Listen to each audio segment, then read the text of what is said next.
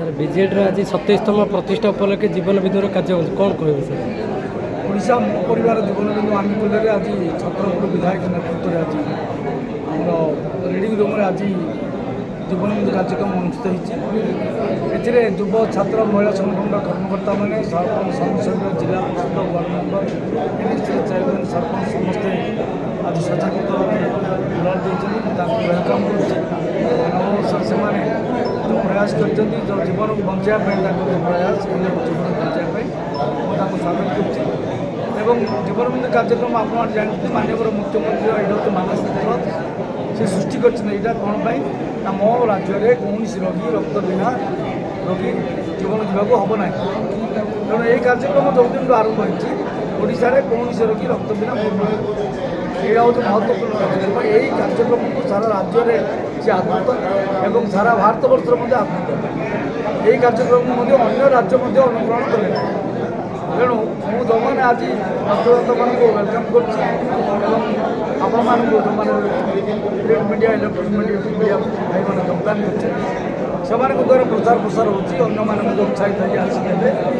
रोगी भी बचे जिते रक्त संग्रह से रोगी मुक्त तेणु आपण वेलकम कर ये महत्वपूर्ण कार्यक्रम समस्त सफल कर आज 50 अधिक ऑपरेशन 150 ब्लड असुविधा अच्छी बरस समस्त को धन्यवाद दूसरी एभली कार्यक्रम में आपण मैंने सामिल हूँ आहरी प्रचार प्रसार में लगे धन्यवाद आपण परिचय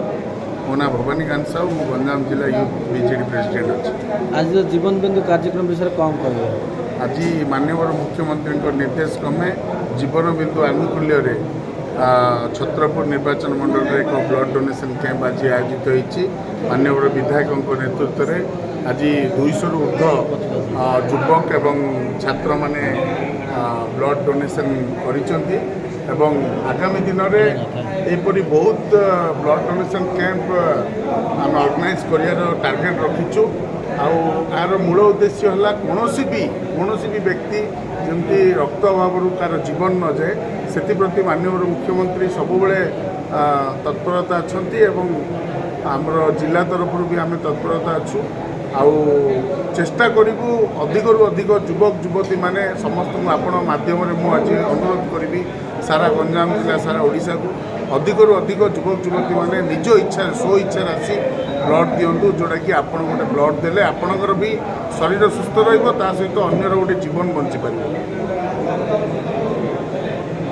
भारतीय जनता दल 27तम कार्यक्रम में जीवन बिंदु कार्यक्रम होती कौन कौन कही ओडिशार माननीय मुख्यमंत्री तथा ओडिशा राज्य विजु जनता दल माननीय सभापति श्री नवीन पट्टनायक आह्वान क्रमे छत्रपुर विजु जनता दल तरफ छत्रपुर युव छात्र विजु जनता दल तरफ एक स्वेच्छाकृत जीवन बिंदु रक्तदान शिविर आज शिव पट्टनायक रिडिंग रूम छत्रपुर ठारे आयोजित होती आपण मैंने समस्ते जानी ओडिशार माननीय मुख्यमंत्री नवीन पट्टनायक नेतृत्व में विजु जनता दल केवल एक राजनैतिक दल मध्य सीमाबद्ध होगी रही माननीय मुख्यमंत्री विजु जनता दल को एक सामाजिक विप्लव एक सामाजिक आंदोलन में परिणत कर आज विजु जनता दलर समस्त निर्वाचित प्रतिनिधि नेतृवृंद कर्मी